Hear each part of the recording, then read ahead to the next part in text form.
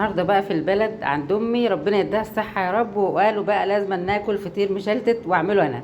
فزي ما انتم شايفين كده، انا طبعا عملت الفطير المشلتت قدامكم كتير قبل كده. طريقه العجين طبعا هتلاقوها عندي على القناه. فما رضيتش بقى اطول الفيديو قوي، وجبت العجين بعد ما خلاص تريح. طبعا اهم حاجه في الفطير المشلتت زي ما قلت لكم العجينه تريح كويس جدا. فانا عامله حوالي 3 كيلو دقيق. هما 3 كيلو دقيق قطعتهم زي ما انتم شايفين كده كور زي بعضها. ال3 كيلو دقيق هيعملوا ما شاء الله 6 فطيرات، يعني كل فطيره 3 كور من اللي انتم شايفينهم دول. تقدري تعملي الفطيره 4 كور، تقدري تعملي الفطيره كورتين 2 بس، زي ما انت عايزه يعني، وعلى حسب حجم الفطيره اللي انت عايزاها. طبعا بقى في البلد يبقى السمنه البلدي زي ما انتم شايفين كده. دي بقى سيحت سمنه بلدي اهي، دي اللي هعمل بيها. ممكن احط عليها شويه من زيت الذره وافرد بيها العجينه، بس اهم حاجه العجينه تريح اهو زي ما انتم شايفين.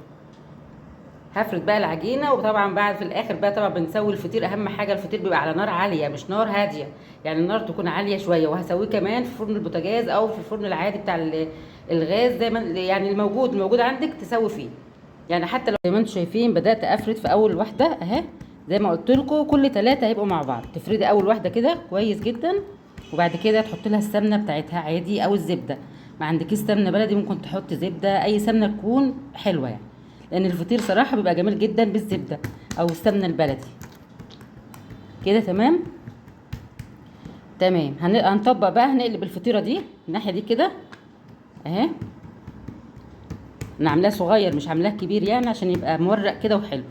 وادي ونحط برده سمنه ونقلب كده تمام. نقلب برده دي كده، ناخدها نطبقها الناحيه دي كده على دي اهي. دي اول واحده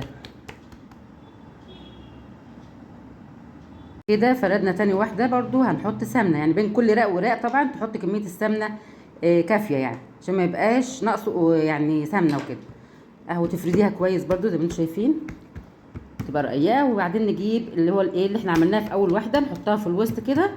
ده طبعا دي احلى طريقه على فكره يا جماعه، ان انت تعملي بها الفطير يطلع معاكي مورق وحلو باذن الله يعني. وبعدين نقلب بقى، نتني دي كده عليها اهي، ونعوز برضو سمنه ندهن يعني قصدي سمنه وبعد كده نتني التانية عليها وتفردي ونطبق كده على بعضه، ويبقى كده ما شاء الله. تعملي بقى الفطيرة 2 3 براحتك خالص كده تمام. بس كده هعمل كل الفطاير زي ما انتم شايفين كده، وبعد كده اسويها على درجة حرارة 200 زي ما قلت لكم. في الاخر بقى طبعا هوريكم الفطير المورق بتاعنا باذن الله يطلع حلو. كده زي ما انتم شايفين خلاص. طبعا سبت الفطير لحد ما ريح برده في الصاجات بتاعته، وبعد كده فردته. وعندي بقى حته زبده طبعا بلدي حطيتها على الوش زي ما انتم شايفين. لو عندك قشطه ممكن، لو ما فيش خالص مش مشكله خالص، لان هو برده فيه الايدام بتاعه يعني السمنه بتاعته وكده. بس دي بتخلي الوش كده يحمر ويبقى جميل جدا جدا يعني. هندخله زي ما قلت لكم كده الفرن على درجه حراره 200 وارجع لكم تاني. بكده خلصت كميه الفطير زي ما انتم شايفين. طبعا الفطير اللي بيطلع بتغطيه بحاجه عشان الفطير يفضل طري، ما يبقى ما ينشفش منك تمام كده. فانا كل فطيره كانت بتطلع كنت بغطيها. شايفين طالع ما شاء الله روعه روعه روعه، جميل جدا جدا. ال 3 كيلو عملوا 7 فطاير كبار زي ما انتم شايفين. لو اشتريت بالسمن البلدي، لو اشتريتيها من بره يعني بصي هتجيبها ب 200 جنيه الفطيره.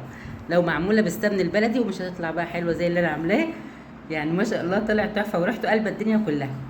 اتمنى تكون الطريقه عجبتكم وتجربوها، واشوفكم باذن الله في فيديو جديد ووصفه جديده من وصفات ساميه زين. اتفضلوا معانا مع جبنه بقى وعسل. يا سلام يا سلام، خطير جدا جدا. عسل اسمر وعسل نحل كمان وجبنه قديمه. يا سلام يا سلام. اشوفكم باذن الله في فيديو جديد. مع السلامه.